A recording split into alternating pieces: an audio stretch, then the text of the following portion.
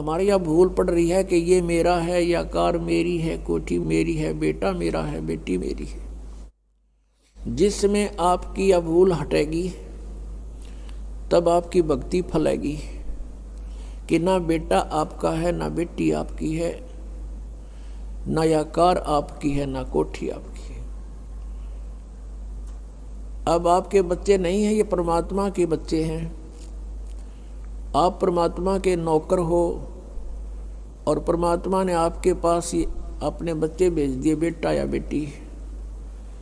इनको आप अपना मान कर करते हो तो भूल भारी है आपके, लेकिन ये जीव के बस की भी नहीं। इस ज्ञान से धीरे धीरे और भक्ति से, इस एंटीबायोटिक औषधि खाने से, ये तत्व ज्ञान रूपी वचन सुनने से आपको बिल्कुल समझ में आ जाएगी कि सचमुच यहाँ अपना तो शरीर भी नहीं है। तो हमने इन बच्चों को जो आपको भगवान ने दिए हैं, इनके दास नौकर बनकर आपने इनकी परवरिश करनी है। भगवान से डर के इनकी सेवा करनी है, जैसे एक नौकरानी और एक नौकर मालिक के बच्चों की कितनी केयर टेक करता है। इस दास को इतिहास अब याद आते हैं, उदाहरण आते हैं जो संसार में घटे हुए हैं। भगवान ने जो हमें उदाहरण दिए हैं वो सत्य हैं। एक समय दास जब सर्विस करता था, ऑफिस में बैठा था और सामने गली थी, सड़क, और ऑफिस से 2 मकान छोड़कर लेफ्ट साइड में एक बहुत बड़े धनवान व्यक्ति का मकान था, कोठी थी। उसकी एक पुत्री थी, लड़की ज़्यादा से ज़्यादा 8-9 वर्ष की होगी। उसके लिए एक नौकरानी छोड़ रखी थी और उस लड़की का स्कूल वहाँ से ज़्यादा 10 फरलांग होगा, यानी 2000 फुट मुश्किल से 5 एकड़ की दूरी पर।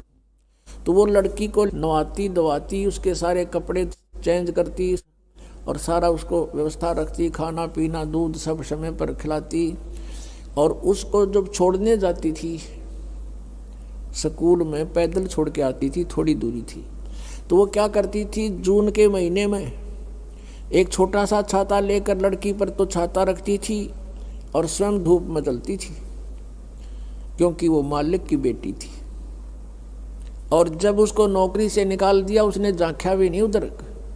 और पहले वो उसको इतना प्यार देती थी, शायद माँ भी नहीं दे सकती। तो ऐसे ही हमने इनको मालिक के बच्चे जानकर, और हम सभी यहाँ कष्ट में हैं, दुखी हैं, एक दूसरे को समझकर, जैसे एक सास बहू है और सास बहू का कहते हैं कुत्ते बिल्ली वाला बैर हो जाता है। ऐसा क्यों है? बिना ज्ञान के गाटा जुड़ रहा है। और फिर कहते हैं जैसा दर्द आपने हो ऐसा जान बिराने। अब जैसे घर का मुखिया है, सास है, उसके अधीन पुत्र वधू है, अब उसके साथ दुर्व्यवहार करेगी तो उसकी आत्मा रोएगी, बोल सकती नहीं।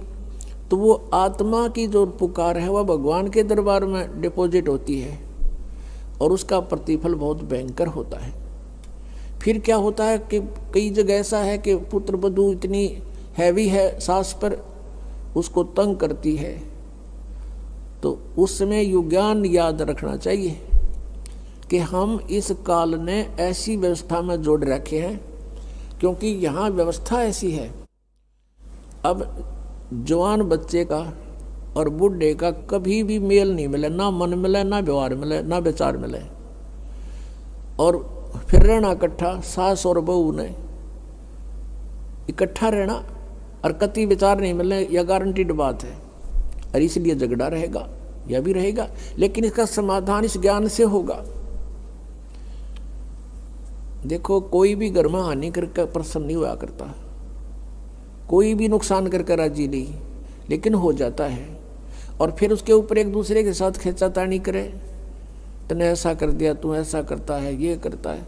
को बालक है उसने प्यार से समझा दे, लेकिन नुकसान जो होना है आपके भाग्य में पूर्व निर्धारित है, वो होके ही रहेगा। और वो नुकसान तो हो लिया और फिर वो झगड़ा बाकी रह गया, बेमतलब की टेंशन। जब आप परमात्मा की शरण में आ जाओगे, ये हानि भी नहीं होगी आपके, सत्कर मान लेना। और इस ज्ञान से जब यो मन बकवाद करेगा, इस ज्ञान रूपी लगाम से यो रुकेगा, एक सास बहू थी, बुढ़िया बहुत लड़ा करती अपनी पुत्र वधू के साथ, इकलौता पुत्र था। अब बेटा यूँ सोचा करता भाई माँ की बात नहीं मानी तो माँ की आत्मा दुख पाएगी, वो भी अपनी पत्नी को ही धमकाया करता, गलती होती चाहे ना होती, माँ को प्रसन्न करने के लिए। और बुढ़िया बहुत कलियारी थी। अब पुण्यात्मा एक परमात्मा लीला बख्शते हैं, करते हैं, दया करते हैं।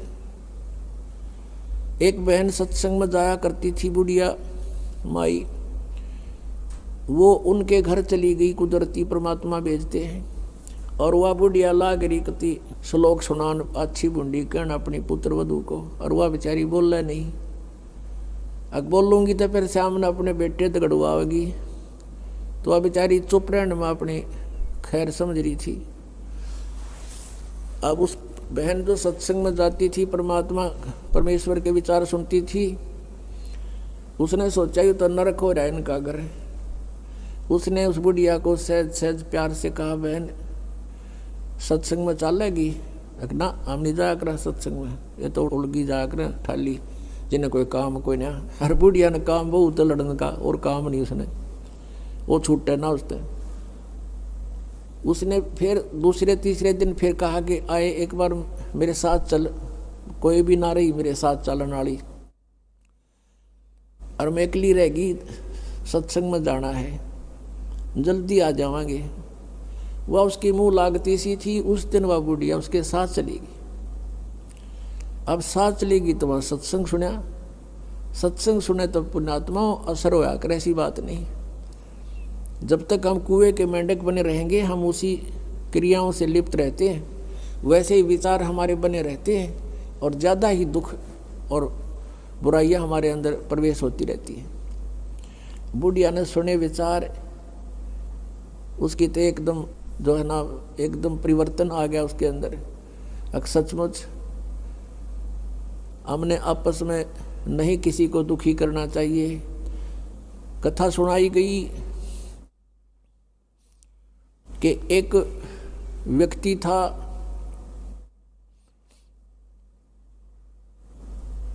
वो कहीं पर साधना कर रहा था, बैठा था, साधना कर रहा था, और एक गाय भागी जा रही थी, और वो गर्भवती थी, और उसको ये आभास हो गया था कि कोई कसाई उसके पीछे पड़ा हुआ है। वो आगे वन में ओझल होगी। शिकारी वहाँ आया, उस साधक से उसने पूछा, गाय देखी आपने? कहते मुंह से नहीं बोला, उसने हाथ कर दिया ऐसे, किधर गई? वो कसाई ने वह गाय ढूंढ ली, वो मार दी। उसका भी प्रतिफल उसको भोगना पड़ा। कहते हैं फिर उसकी बाजू कट गई। इतना भी हम सहयोग देते हैं किसी अन्य दुष्कर्म के अंदर, इतना भी हमें हानि होती है। जैसे हमने मना किया है बीड़ी शराब मांस तम्बाकू पीना नहीं है, और किसी को पीने में सहयोग भी नहीं देना, उठा के भी नहीं देना, उसमें भी हानि होगी। आपको मर्यादा सारी पालन करनी होगी। कहने का भाव ये है कि एक व्यक्ति था और उसकी पत्नी बहुत लड़ा करती, बहुत झगड़ा करती थी, बहुत बुरा बोलती थी। तो किसी ने, वो जो व्यक्ति था अगले जन्म में जिसकी बाजू कटी थी, वो साधना कर रहा था, साधना कर रहा था, कहीं पर अगले जन्म में भक्त बन गया। तो उसकी किसी ने आकर के अचानक पहले तो उससे पैसे पूछे, बाबा जी पैसे निकाल सारे। पैसे नहीं है भाई मेरे दो, उसकी बाजू काट दी। अब उसने सोचा भाई मैं भक्ति भी कर रहा हूँ और यह आपत्ति मेरे पर कैसे आ गई। उसने सोचा भी मैं इसका किसी से कारण पूछूं, मेरा कौन से जन्म का पाप था। किसी ने बता दिया भाई इस गाँव के अंदर एक भक्त है और वो पीछे बीती हुई बता देता है, पिछली बता देता है, भविष्य की नहीं जानता। वो उसके घर पर गया तो उसने पता लगा कि वो घर से बाहर गया हुआ है। फिर भी उसने सोचा घर पे पता करता हूँ। जब वो घर पे गया तो उसकी पत्नी से पूछा कि ऐसे ऐसे वो कहाँ है भक्त। हुआ उसकी पत्नी लगी गाली देने